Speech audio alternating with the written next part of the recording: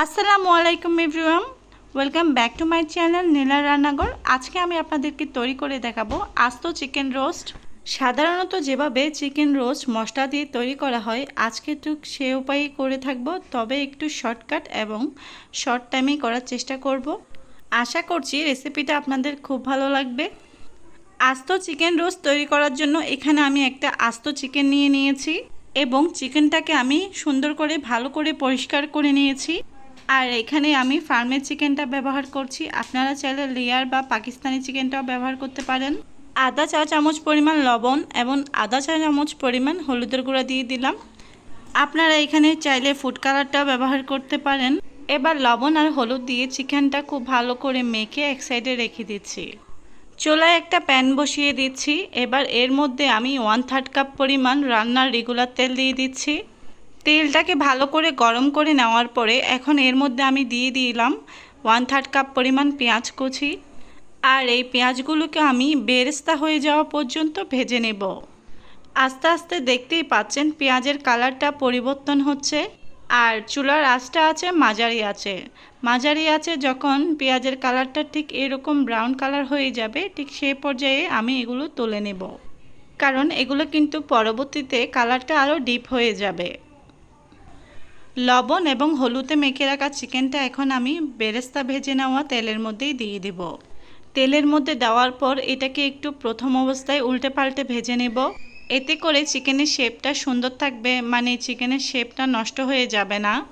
Just একটা side প্রথমভাবে 30 সেকেন্ডের মতো ভেজে নিয়ে উল্টে দিতে হবে। আর এভাবেই মাঝারি আছে চিকেনটাকে এভাবে উল্টে পাল্টে ভেজে নিতে হবে।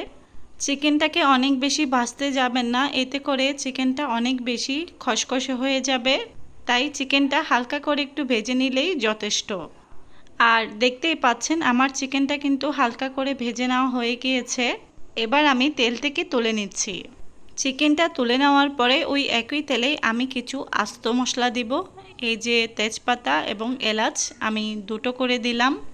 এখন গোটা গরম মশলাগুলো হালকা করে একটু ভেজে নিয়েছি। হালকা করে ভাজা হলে এর মধ্যে আমি 3 টেবিল চামচ পেঁয়াজ কুচি দিয়ে দিলাম।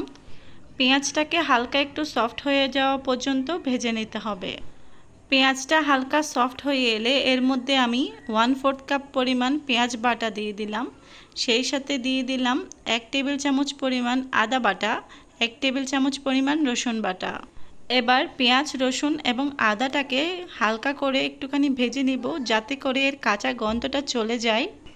এখন এর মধ্যে আমি দিয়ে দিলাম 1 চা চামচ করে লাল মরিচের গুঁড়া, ধনিয়ার গুঁড়া, 1 চামচ বাদাম বাটা, সেই সাথে দিয়ে দিচ্ছি 1/3 কাপ পরিমাণ টক দই, দিয়ে দিচ্ছি 1/2 চামচ জিরার গুঁড়া, সেই সাথে 1 টেবিল চামচ টমেটো সস।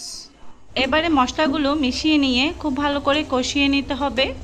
খেয়াল রাখতে হবে মশলাগুলো কিন্তু একটু সময় নিয়ে কষাতে হবে, এতে করে রোস্টের টেস্টটা অনেক বেশি এনহ্যান্স হবে।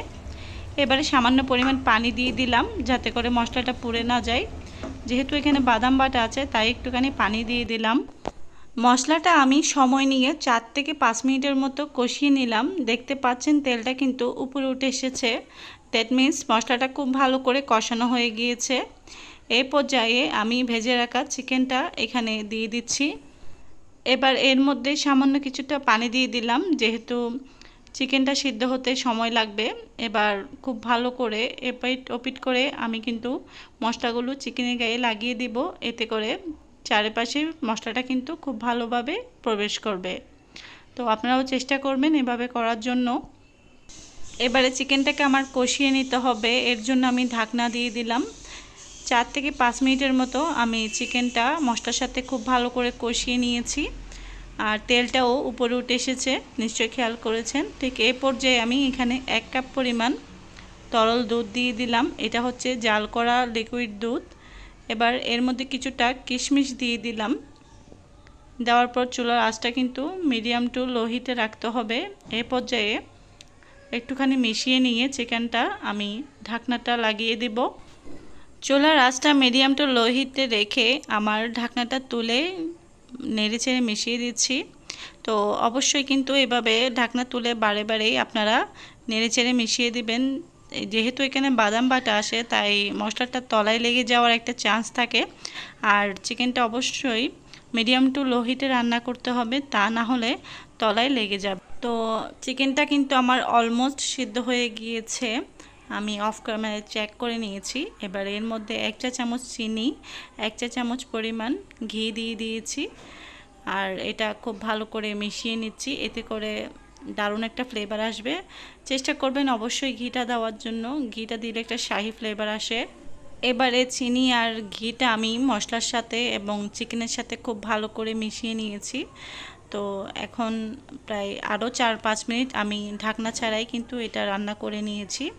তো যখন নামিয়ে নিব ঠিক সে পর্যায়ে আমি এখানে পেঁয়াজ বেরেস্তা দিয়ে দিচ্ছি। চেষ্টা করবেন পেঁয়াজ বেরেস্তা শেষ পর্যায়ে দেওয়ার জন্য।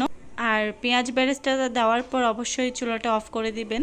তো এই তো তৈরি হয়ে গেল আমার আস্ত চিকেন রোস্ট। তো রেসিপিটা যদি আপনাদের ভালো লেগে থাকে please like, share and comment করতে ভুলবেন না। সবাই অনেক ভালো থাকবেন।